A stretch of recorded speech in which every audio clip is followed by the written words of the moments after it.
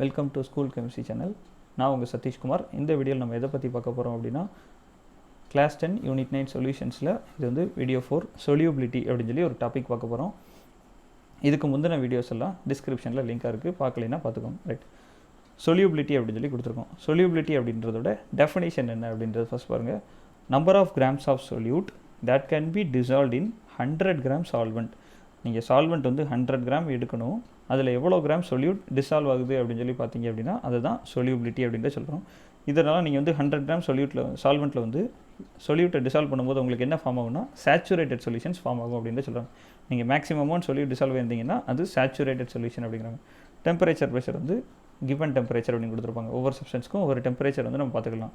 டெம்பரேச்சரை மாற்றினீங்கன்னா சொலியூபிலிட்டி மாறும், ப்ரெஷரை மாற்றினாலும் சொலியூபிலிட்டி மாறும். அதனால தான் at a given temperature and pressure அப்படின்னு சொல்லி கொடுத்துருக்காங்க.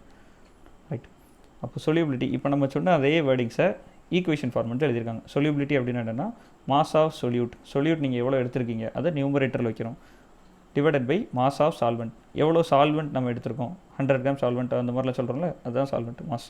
அதை டினாமினேட்டரில் வைக்கிறோம் இன்டூ 100. இதை பேஸ் பண்ணி ப்ராப்ளம்ஸ்லாம் வந்து அடுத்தடுத்த வீடியோஸில் உங்களுக்கு நான் வந்து தரேன். ரைட், காமன் சப்ஸ்டன்சஸ்க்கு சொலியூபிலிட்டி இந்த இடத்துல மென்ஷன் பண்ணியிருக்காங்க.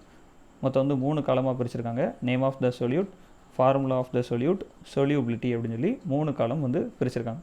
இதில் ஃபஸ்ட் காலமில் பார்த்தீங்கன்னா கால்சியம் கார்பனேட் அப்படின்றது கெமிக்கல் நேம். இதுதான் வந்து சொல்யூட், இதுதான் வந்து டிசால்வ் ஆக போகுது. ஃபார்முலா, இதோட ஃபார்முலா என்ன அப்படின்னா கால்சியம்னா Ca, கார்போனேட் அப்படின்னா CO3. இது வந்து என்ன ஸ்டேட்டில் இருக்குன்றத ப்ராக்கெட்டில் எஸ்ன்னு கொடுத்துருக்காங்க. எஸ் அப்படின்னா சாலிட் அப்படின்னு சொல்லி அர்த்தம். சாலிட் அப்படின்னா எஸ்ன்னு கொடுத்துருப்பாங்க. எல் அப்படின்னா லிக்விட், ஜி அப்படின்னா கேஸ். ரைட், இது எவ்வளோ தூரம் 100 கிராம் வாட்டரில் டிசால்வ் ஆகும் அப்படின்றத இந்த வேல்யூவாக மென்ஷன் பண்ணியிருக்காங்க.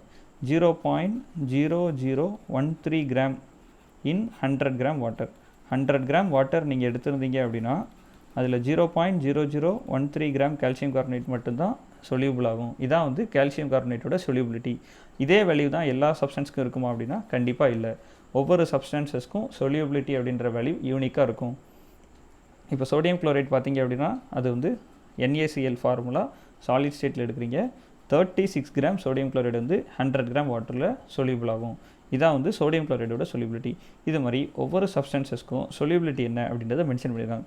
இந்த டேபிள்லே வந்து எதுக்கு வந்து சொலியூபிலிட்டி அதிகமாக இருக்குது அப்படின்னு சொல்லி பாருங்கள்.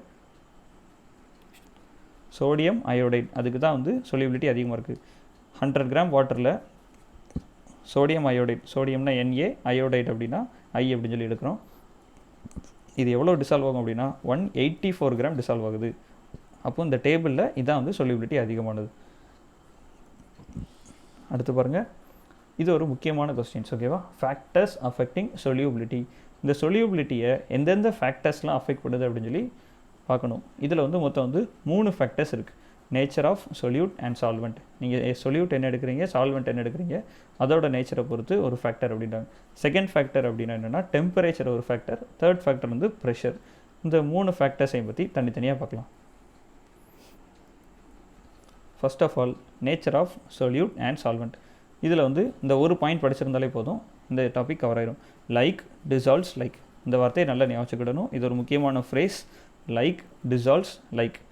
லைக் டிசால்வ்ஸ் லைக் அப்படின்னா என்ன மீனிங்னா, நீங்கள் வந்து போலார் காம்பவுண்ட்ஸ் எடுத்திருந்தீங்க அப்படின்னா அது போலார் சால்வெண்ட்டில் கரையும். நான் போலார் காம்பவுண்ட் எடுத்தீங்கன்னா அது நான் போலார் சால்வெண்ட்டில் கரையும் அப்படின்ட்டு சொல்கிறாங்க. அப்போ போலார் காம்பவுண்ட் அப்படின்னா என்ன தெரியணும். போலார் காம்பவுண்ட் அப்படின்னா ப்ளஸ் மைனஸ் இது மாதிரி வந்து இருக்கணும் அப்படின்ட்டு சொல்கிறோம். இப்போ நான் வந்து சோடியம் குளோரைடு அப்படின்னு சொல்லி எடுத்தேன் அப்படின்னா இதை வந்து வாட்டரில் டிசால்வ் ஆகும்போது சோடியம் ப்ளஸ் Cl மைனஸ் அப்படின்னு சொல்லி டிசால்வ் ஆயிடும் தனித்தனியாக. அப்போ இது வந்து ஒரு போலார் காம்பவுண்ட். இது மாதிரி ப்ளஸ் மைனஸ் அப்படின்னு சொல்லி செப்பரேட் பண்ணுறீங்க அப்படின்னா அது போலார் காம்பவுண்ட் அப்படின்ட்டு சொல்கிறோம். நான் போலார் காம்பவுண்டில் இது மாதிரி ப்ளஸ் மைனஸ் அப்படின்னா செப்பரேட் ஆகாது. ஃபேட் அப்படின்னு சொல்லி கொடுத்துருக்காங்களா, ஃபேட் வந்து ஒரு நான் polar compounds. Polar compound dissolves இன் போலார் சால்வெண்ட். அதை தான் வந்து லைக் டிசால்வ்ஸ் லைக். நீங்கள் என்ன எடுக்கிறீங்களோ அதோட சம்மந்தப்பட்டதில் தான் டிசால்வ் ஆகும். அதை தான் லைக் டிசால்வ்ஸ் லைக் அப்படிங்கிறத சொல்கிறோம். போலார் காம்பவுண்டுக்கு எக்ஸாம்பிள் வந்து காமன் சால்ட். நம்ம யூஸ் பண்ண சோடியம் குளோரைட் இருக்குல்ல, இதை தான் வந்து காமன் சால்ட்டுன்னு சொல்லுவாங்க. ஆர் டேபிள் சால்ட் அப்படிம்பாங்க. நீங்கள் ஹையர் ஸ்டடீஸ் பண்ணிங்கன்னா ராக் சால்ட் அப்படின்னு கூட இதுக்கு ஒரு பேர் உண்டு. Common salt, table salt or rock salt. இது எல்லாமே வந்து சோடியம் குளோரைடோட நேம்.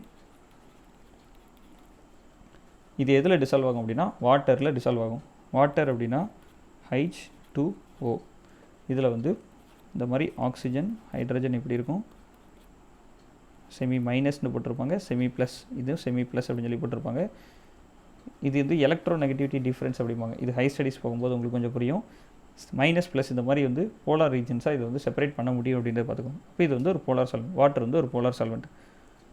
அப்போ போலார் காம்பவுண்ட் டிசால்வ்ஸ் இன் போலார் சால்வெண்ட் அப்படின்னா காமன் சால்ட் இன் வாட்டர் அப்படின்னு சொல்லி எக்ஸாம்பிள்ஸ் பார்த்துருக்கோம். இது மாதிரி நான் போலார் காம்பவுண்ட் எதில் தான் கரையும், நான் போலார் சால்வெண்ட்டில் தான் கரையும். எக்ஸாம்பிள் ஃபேட் டிசால்வ்ட் இன் ஈத்தர். இப்போ நீங்கள் வந்து இப்போ உங்கள் ஷர்ட் ஏதாவது நீங்கள் எடுத்துக்கிட்டீங்க, அதில் வந்து கிரீஸ் கரை ஏதாவது ஆயிடுச்சு அப்படின்னு வச்சுக்கிறோம். இது வந்து வாட்டரில் டிசால்வ் பண்ணால் போகாது. அதை நீங்கள் வந்து வாட்டர் வச்சு வாஷ் பண்ணிங்கன்னா மட்டும் போகாது.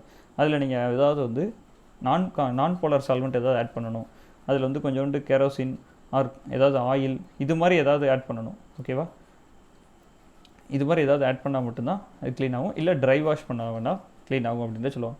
அதுக்கெலாம் வந்து அவங்க நான் போலார் சால்வெண்ட்ஸ் யூஸ் பண்ணியிருப்பாங்க க்ளீன் பண்ணுறதுக்கு. ரைட். ஃபேட் டிசால்வ்ட் இன் ஈத்தர். ஈத்தர் அப்படின்றது ஒரு நான் போலார் சால்வெண்ட். அப்போ நேச்சர் ஆஃப் சொல்யூட் அண்ட் சால்வெண்ட்டில் நீங்கள் படிக்க வேண்டிய பாயிண்ட் இது ஒன்று தான். லைக் டிசால்வ்ஸ் இன் லைக் அப்படின்னா போலார் காம்பவுண்ட் போலார் சால்வெண்ட்டில் கரையும், non polar compound non polar சால்வெண்ட்டில் கரையும் அப்படின்ற சொல்லியிருப்போம். நெக்ஸ்ட்டு பாருங்கள், டெம்பரேச்சர். டெம்பரேச்சரோட எஃபெக்ட் வந்து சொல்யூபிலிட்டியில் எப்படி இருக்கும் அப்படின்னு சொல்லி பார்க்கணும். இந்த டெம்பரேச்சரை எப்படி பிரிச்சிருப்பாங்க அப்படின்னா, அதை வந்து நீங்கள் சொல்யூட் என்ன நேச்சரில் எடுக்கிறீங்க அப்படின்னா சாலிட் நேச்சரில் எடுக்கிறீங்க. சால்வெண்ட் என்னவா எடுக்கிறேன்னா லிக்விட் சால்வெண்ட்டாக எடுக்கிறோம். அப்போது ஃபஸ்ட்டு வந்து சாலிட் இன் லிக்விட் அதை பற்றி படிப்பீங்க. ரெண்டாவது வந்து கேஸ் இன் லிக்விட், சொல்யூட் வந்து கேஸ்ன்ற மாதிரியும் சால்வெண்ட் வந்து லிக்விட் ஸ்டேட் அப்படின்ற மாதிரியும் ரெண்டாக அந்த டெம்பரேச்சரை நம்ம வந்து பிரித்து படிக்கணும். First solid in liquid solutions நம்ம எடுக்கிறோம். அதில் சொல்யூட் வந்து சாலிட் நேச்சரில் இருக்கணும், சால்வெண்ட் வந்து லிக்விட் நேச்சரில் இருக்கணும். அப்போ சாலிட் இன் லிக்விட் இதோட சொல்யூபிலிட்டியை பற்றி பார்க்கணும். Solubility of solid solute in liquid solvent increases with increase in temperature. டெம்பரேச்சரை நீங்கள் அதிகப்படுத்துனீங்க அப்படின்னா ஒரு சாலிட் சப்ஸ்டன்ஸ் வந்து லிக்விடில் அதிகமாக டிசால்வ் ஆகும் அப்படின்ற சொல்கிறோம். இதுக்கு எக்ஸாம்பிள்ஸ் பார்க்கணும் அப்படின்னா sugar dissolves more in hot water than in cold water. Cold வாட்டரை விட ஹாட் வாட்டரில் சுகர் வந்து அதிகமாக வந்து டிசால்வ் ஆகும் அப்படின்றத சொல்கிறாங்க. சுகர் சிரப் ஆரை வந்து சர்க்கரை பாகு அப்படின்றத சொல்லுவாங்க தமிழில். இதை நீங்கள் ப்ரிப்பேர் பண்ணணும் அப்படின்னா ஹீட் பண்ணி தான் நம்ம ப்ரிப்பேர் பண்ணுவோமே தவிர யாருமே வந்து கோல்டு பண்ணி இல்லை கூல் பண்ணி கோல்டு வாட்டர் யூஸ் பண்ணி இது மாதிரிலாம் ப்ரிப்பேர் பண்ண மாட்டோம். ஏன் ஹாட் வாட்டர் யூஸ் பண்ணுறோம் அப்படின்னா ஹாட் வாட்டரில் தான் சுகர் அதிகமாக டிசால்வ் ஆகும். அதுதான் இங்கேயும் கொடுத்துருக்காங்க. சாலிடை நீங்கள் வந்து லிக்விடில் ஆட் பண்ணும்போது டெம்பரேச்சர் இன்க்ரீஸ் பண்ணிங்கன்னா சொல்யூபிலிட்டி அதிகமாகும். இதான் வந்து இந்த பாயிண்ட். ரைட். அடுத்து எண்டோதெர்மிக் ப்ராசஸ், எக்ஸோதெர்மிக் ப்ராசஸ் அப்படின்னு சொல்லி ரெண்டு இருக்குது. எண்டோ அப்படின்னா என்னென்னா அவுட் சைடு அப்படின்னு சொல்லி அர்த்தம். தெர்மிக் அப்படின்னா ஹீட். தெர்மிக் அப்படின்னா என்ன? ஹீட். எண்டோ அப்படின்னா அவுட் சைட். சாரி எண்டோ அப்படின்னா இன்சைட். எக்ஸோ அப்படின்னா தான் அவுட் சைட். எக்ஸோ அப்படின்னா அவுட் சைடு,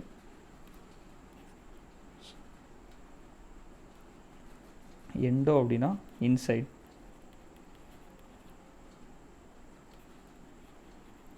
எண்டோதெர்மிக் எக்ஸோதெர்மிக் அப்படின்னு சொல்லி பிரிக்கிறோம். எண்டோதெர்மிக் அப்படின்னா ஹீட் இன்சைட், அதாவது ஹீட்டை வந்து நம்ம சப்ளை பண்ணுறோம் அப்படின்னு சொல்லி அர்த்தம். எண்டோதெர்மிக் ப்ராசஸ்னால் ஹீட்டை நீங்கள் கொடுக்குறீங்க.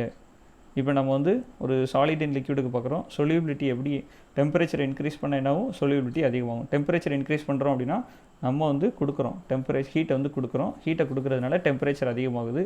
எக்ஸ்டர்னலாக ஏதாவது ஒரு வுட்டையோ இல்லை வந்து எல்பிஜி சிலிண்டர் ஏதாவது மூலிமா நம்ம வந்து பேர்ன் பண்ணி ஹீட் கொடுக்குறோம். ஹீட் கொடுக்கும்போது அந்த சொல்யூபிலிட்டி என்ன ஆகுது, அதிகமாகுது அப்படின்னு சொல்லி படிக்கிறீங்க. அப்போ எண்டோதெர்மிக் ப்ராசஸில் சாலிட் இன் லிக்விட் வந்து சொல்யூபிலிட்டி அதிகமாகும் வென் டெம்பரேச்சர் இன்க்ரீசஸ் அப்படின்றது. ரைட். எக்ஸோதெர்மிக் ப்ராசஸ்னால் ஹீட் ரிலீஸ் ஆகும். அதுவே வந்து ஹீட்டை ரிலீஸ் பண்ணும் அப்படின்ற சொல்கிறாங்க. அதுவே ஹீட்டை ரிலீஸ் பண்ணிச்சுன்னா நீங்கள் டெம்பரேச்சர் கொடுக்கக்கூடாது. அப்படி நீங்கள் டெம்பரேச்சர் அதிகப்படுத்துனீங்க அப்படின்னா சொல்யூபிலிட்டி மேற்கொண்டு குறையதான் செய்யும். இந்த டவுன்வேர்ட் ஏரோ போட்டோம் அப்படின்னா டிக்ரீசஸ் அப்படின்னு அர்த்தம். அப்வேர்ட் ஏரோ போட்டோம் அப்படின்னா இன்க்ரீசஸ் அப்படின்னு சொல்லி அர்த்தம். ரைட். அப்போ டெம்பரேச்சர் இன்க்ரீஸ் பண்ணிங்கன்னா சொல்யூபிலிட்டி இன்க்ரீஸ் ஆகும். என்ன ப்ராசஸில்? எண்டோதெர்மிக் ப்ராசஸில். அதே இது டெம்பரேச்சர் இன்க்ரீஸ் பண்ணும்போது சொல்யூபிலிட்டி டிக்ரீஸ் ஆகிடும். என்ன ப்ராசஸ் அப்படின்னா எக்ஸோதெர்மிக் ப்ராசஸில். ரைட். அடுத்து கேஸ் இன் லிக்விடை பற்றி பார்க்கணும். கேஸ் இன் லிக்விடுக்கு நம்ம என்ன பார்க்கலாம் அப்படின்னா, நம்ம வாட்டர் ஏதாவது எடுத்துக்கிட்டோம் அப்படின்னா அதில் டிசால்வ்டு ஆக்சிஜன் அப்படின்னு சொல்லி கொஞ்சம் ஆக்சிஜன் இருக்கும். ஆக்சிஜன் வந்து கொஞ்சம் அதில் டிசால்வ் ஆகியிருக்கும், கொஞ்சம் கரைஞ்சிருக்கும் அப்படின்றோம். ஆக்சிஜன் அப்படின்றது என்ன? கேஸ். அது எதில் டிசால்வ் ஆகிருக்கு? வாட்டரில் டிசால்வ் ஆகிருக்கு. அதுதான் வந்து கேஸ் இன் லிக்விட் சிஸ்டம் அப்படின்ற சொல்கிறோம். இந்த டிசால்வ்டு ஆக்சிஜன் கொஞ்சோண்டு இருக்கனால தான் அக்வாட்டிக் அனிமல்ஸ் வந்து அங்கே வந்து சர்வே பண்ண முடியுது. இந்த டிசால்வ்டு ஆக்சிஜன் வந்து ஹியூமன்ஸ்க்கு பத்தாது. அதனால தான் ஹியூமன்ஸால் வாட்டரில் வந்து இருக்க முடியல, ரொம்ப நேரம் இருக்க முடியல. ரைட். அப்போது அக்வாட்டிக் அனிமல்ஸ்க்கு என்ன தேவை? டிசால்வ்ட் ஆக்சிஜன் தேவை. நீங்கள் தண்ணியோட டெம்பரேச்சர் அதிகமாகிருச்சுன்னா டிசால்வ்ட் ஆக்சிஜன்லாம் எஸ்கேப் ஆயிரும் அப்படின்ற சொல்கிறாங்க. அப்போது அக்வாட்டிக் அனிமல்ஸ் அங்கே சர்வே பண்ணுறதுக்கு ரொம்ப கஷ்டப்படும். ரைட், இப்போ வாசிச்சு பாருங்கள். Solubility of gas in liquid solvent decreases with increase in temperature. நீங்கள் டெம்பரேச்சர் இன்க்ரீஸ் பண்ணிங்கன்னா அதில் சொல்யூபிளாக இருக்க கேஸ் வந்து சொல்யூபிலிட்டி குறைஞ்சி எஸ்கேப் ஆயிரும் அப்படின்ட்டு கொடுத்துருப்பாங்க. Generally water contains dissolved oxygen. when water is heated, solubility of oxygen in water decreases, so oxygen escapes in the form of bubbles. நீங்கள் வந்து டெம்பரேச்சர் என்ன பண்ணுறீங்க? இன்க்ரீஸ் பண்ணுறீங்க. இன்க்ரீஸ் பண்ணனா வாட்டர் ஹீட் ஆகும். வாட்டர் ஹீட் ஆகும்போது அதில் இருக்க டிசால்வ்ட் ஆக்சிஜன்லாம் ஆக்சிஜன் பபுள்ஸாக எஸ்கேப் ஆகி வெளியே போயிடும். அப்போ டிசால்வ்ட் ஆக்சிஜன் கண்டென்ட் குறைஞ்சிரும். அக்வாட்டிக் அனிமல்ஸ் வந்து அங்கே வந்து சர்வே பண்ண முடியாது. அதனால தான் பார்த்தீங்கன்னா நீங்கள் ஏதாவது நீர்வாழ் உயிரினம் பார்த்திங்கன்னா கோல்டு ரீஜன்ஸில் தான் அதிகமாக இருக்கும். இப்போ ஏதாவது ஒரு போலார் பியர் ஆர் பென்குயின் இதெல்லாம் எடுத்தீங்க அப்படின்னா அது வந்து கோல்டு ரீஜன்ஸில் தான் வந்து ப்ரிஃபர் பண்ணும் வாழ்கிறதுக்கு. ஏன்னா அங்கே டிசால்வ்டு ஆக்சிஜன்ஸ் வந்து அந்த வாட்டரில் அதிகமாக இருக்கும். கோல்டு வாட்டரில் டிசால்வ்டு ஆக்சிஜன் அதிகமாக இருக்கும். ஹாட் வாட்டரில் அது கம்மியாக இருக்கும். டெம்பரேச்சர்லாம் இன்க்ரீஸ் ஆயிடுச்சு அப்படின்னா அதுக்கு வந்து ரொம்ப கஷ்டமாக இருக்கும் சர்வே பண்ணுறதுக்கு. ரைட், கடைசியில் நம்ம பார்க்க வேண்டியது எஃபெக்ட் ஆஃப் ப்ரெஷர். ஒரு கேஸ் இன் லிக்விடோட சிஸ்டமுக்கு தான் இந்த ப்ரெஷர் அப்படின்ற எஃபெக்ட் வந்து அப்ளை ஆகும். அப்போ கேஸ் இன் லிக்விட் சிஸ்டமில் சொல்யூபிலிட்டி என்ன ஆகுது அப்படின்ட்டு பார்க்கணும். நீங்கள் ப்ரெஷரை இன்க்ரீஸ் பண்ணிங்கன்னா கேஸ் இன் லிக்விடோட சொல்யூபிலிட்டி இன்க்ரீஸ் ஆகும் அப்படின்ட்டு கொடுத்துருக்காங்க. Solubility of gas in liquid increases with increase in pressure. இதுக்கு எக்ஸாம்பிள் என்ன பார்க்குறோம் அப்படின்னா கார்போனேட்டட் பெவரேஜஸ் அப்படிங்கிறாங்க. கார்போனேட்டட் பெவரேஜஸ் அப்படின்னா அதில் வந்து கார்பன் டை ஆக்சைட்ஸ் ஆட் பண்ணியிருப்பாங்க. இப்போ இந்த இடத்துல பாருங்கள், இது வந்து சும்மா ஜஸ்ட் வந்து ப்ரெஷரை இன்க்ரீஸ் பண்ணுறதுனா எப்படி அப்படின்னு சொல்லி கொடுத்துருப்பாங்க. இது ஒரு கண்டெய்னர் எடுத்திருக்கோம். இதுக்கு மேலே ஒரு சின்ன லிட்டு மாதிரி இருக்கா, இது வந்து பிஸ்டன் அப்படின்ற சொல்லுவாங்க. இப்போ இந்த பிஸ்டனை நீங்கள் லைட்டாக வந்து புஷ் பண்ணிங்க அப்படின்னா வால்யூம் வந்து கம்மியாயிரும். வால்யூம் கம்மியாயிருச்சுன்னா ப்ரெஷர் வந்து ரொம்ப அதிகமாயிரும் அப்படின்ற சொல்லியிருப்பாங்க. அப்போ இது லோ ப்ரெஷர், இது ஹை ப்ரெஷர், இதை கொடுக்குறக்காண்டி சொல்லியிருப்பாங்க. ரைட், இதை நம்ம எப்படி சிம்பிளாக அப்சர்வ் பண்ணலாம் அப்படின்னா ஒரு கூல் ட்ரிங்க்ஸ் பாட்டில் ஏதாவது எடுத்துக்கிறோம். பெப்சி, கோக் அது மாதிரி ஏதாவது கூல் ட்ரிங்க்ஸ் பாட்டில் எடுத்துக்கிறோம். இந்த கூல் ட்ரிங்க்ஸ் பாட்டில் ஒன்றை வந்து நல்ல டைட்டாக க்ளோஸ் பண்ணி வச்சுருக்கோம், இன்னொன்று ஓப்பன் பண்ணி வச்சுருக்கோம் அப்படின்ட்டு வைங்க. இப்போ நீங்கள் வந்து டைட்டாக க்ளோஸ் பண்ணி வச்சிங்கன்னா அதில் இருக்கிற கேஸ் அவ்வளோவுமே அதிலே தான் இருக்கும். அதில் இருக்க ஆல்ரெடி நல்ல ஹை ப்ரெஷரில் தான் வந்து அதில் கேஸ் வந்து ஃபில் பண்ணி வச்சுருப்பாங்க பாட்டில் மேக் பண்ணும்போது, இந்த கூல் ட்ரிங்க்ஸ் மேக் பண்ணும்போது. அப்போ அதில் உள்ள கேஸ் அவ்வளோ அப்படியே ஸ்டோர் ஆகிருக்கும். நீங்கள் வந்து பாட்டிலை எப்போ ஓப்பன் பண்ணுறீங்களோ அப்போ வந்து ஃபிஷ் அப்படின்னு சொல்லி ஒரு சவுண்ட் வரும். அந்த ஃபிஷ்ன்ற சவுண்டு எதனால் வருது அப்படின்னா அதில் ஆல்ரெடி ஹை ப்ரெஷரில் வச்சுருக்க கார்பன் டை ஆக்சைடு வந்து எஸ்கேப் ஆக ஆரம்பிச்சிருது. நம்ம முதலே சொல்லியிருந்தோம்ல, ப்ரெஷர் அதிகமாக இருந்தால் நல்ல சொல்யூபிள் ஆகும். ப்ரெஷர் நீங்கள் கம்மி பண்ணிட்டீங்க அப்படின்னா சொல்யூபிலிட்டியும் கம்மியாயிரும். அந்த கேஸ் வந்து லிக்விடில் சொல்யூபிளாக அந்த சொல்யூபிலிட்டி கம்மியாயிரும். அப்போ நீங்கள் அந்த பாட்டிலை ஓப்பன் பண்ணோடனே ப்ரெஷர் ட்ராப் ஆயிடுது. அதில் ஆல்ரெடி சொல்யூபிளாக இருக்க கேஸ் அவ்வளோ எஸ்கேப் ஆக ஆரம்பிச்சிருது. அந்த எஸ்கேப் ஆகிற சவுண்டு தான் நமக்கு வந்து ஃபிஷ் அப்படின்ற சவுண்டு வருது. அதில் என்ன கேஸ் வச்சுருக்காங்க? கார்பன் டை ஆக்சைடு கேஸ் இருக்கும் அப்படின்ட்டு சொல்கிறாங்க. அப்போது ஹை ப்ரெஷர், லோ ப்ரெஷர் அப்படின்னு சொல்லி எடுத்துக்கிட்டிங்கன்னா எங்கே கார்பன் டை ஆக்சைடு அதிகமாக இருக்கும்? பாட்டில் 1 ஹை ப்ரெஷர், பாட்டில் 2 லோ ப்ரெஷர் அப்படின்னா பாட்டில் 1 தான் கார்பன் டை ஆக்சைடு அதிகமாக சொல்யூபிளாக இருக்கும். ஓகே, இதை தான் வந்து எஃபெக்ட் ஆஃப் ப்ரெஷர் அப்படின்றதுல படிக்கிறீங்க. அப்போது ஃபேக்டர்ஸ் அஃபெக்டிங் சொல்யூபிலிட்டியில் மொத்தம் வந்து 3 பாயிண்ட் படிச்சிருக்கீங்க. Nature of solute and solvent, temperature, pressure அப்படின்ட்டு சொல்கிறோம். நேச்சர் ஆஃப் சொல்யூட்ஸ் அண்ட் சால்வெண்ட்டில் நீங்கள் ஞாபகம் வைக்க வேண்டியது like dissolves in like. Polar compound polar சால்வெண்ட்டில் கரையும், non polar compound non polar சால்வெண்ட்டில் கரையும் அப்படின்னு சொல்லியிருப்போம். டெம்பரேச்சரை பொறுத்த வரைக்கும் solid in liquid, gas in liquid அப்படின்னு சொல்லி பார்க்குறோம். சாலிட் இன் லிக்விடை பொறுத்தம்போது டெம்பரேச்சர் அதிகப்படுத்திங்கன்னா சொல்யூபிலிட்டி அதிகமாகும். கேஸ் இன் லிக்விடை பொறுத்த வரைக்கும் அப்படியே ரிவர்ஸ், டெம்பரேச்சர் அதிகப்படுத்திங்கன்னா சொல்யூபிலிட்டி குறைஞ்சிரும். ப்ரெஷரை பொறுத்தளவில் கேஸ் இன் லிக்விட் சிஸ்டமுக்கு தான் அப்ளை ஆகும், வேறு எதுக்கும் அப்ளை ஆகாது. ஏன்னா மற்ற இதெல்லாம் வந்து இன்கம்ப்ரெசிபிள். சாலிட் லிக்விட் கேஸ் நீங்கள் எடுக்கும்போது கேஸ் தான் வந்து நல்ல ஹைலி கம்ப்ரெசிபிள். அதே இது சாலிடோ லிக்விடோ வந்து கொஞ்சம் இன்கம்ப்ரெசிபிள் நேச்சர் வந்து அதிகமாக இருக்கும். அதனால் கேஸ் இன் லிக்விட்ஸ்க்கு மட்டும்தான் பார்க்குறோம் ப்ரெஷர்ன்ற டெர்மினாலஜி. அப்போ எஃபெக்ட் ஆஃப் ப்ரெஷர் கேஸ் இன் லிக்விட்ஸ்க்கு மட்டும் பார்க்குறோம். ப்ரெஷர் அதிகப்படுத்திங்கன்னா அதிகமான கேஸ் வந்து லிக்விட்ஸில் சொல்யூபிள் ஆகும் அப்படின்ட்டு கொடுத்துருப்பாங்க. ரைட், இந்த வீடியோ உங்களுக்கு பிடிச்சிருந்துச்சி அப்படின்னா லைக் பண்ணுங்கள், உங்கள் ஃப்ரெண்ட்ஸ் அண்ட் ரிலேட்டிவ்ஸ்க்கு ஷேர் பண்ணுங்கள். நம்ம சேனலை சப்ஸ்கிரைப் பண்ணாதவங்க சப்ஸ்கிரைப் பண்ணுங்கள். தேங்க்யூ.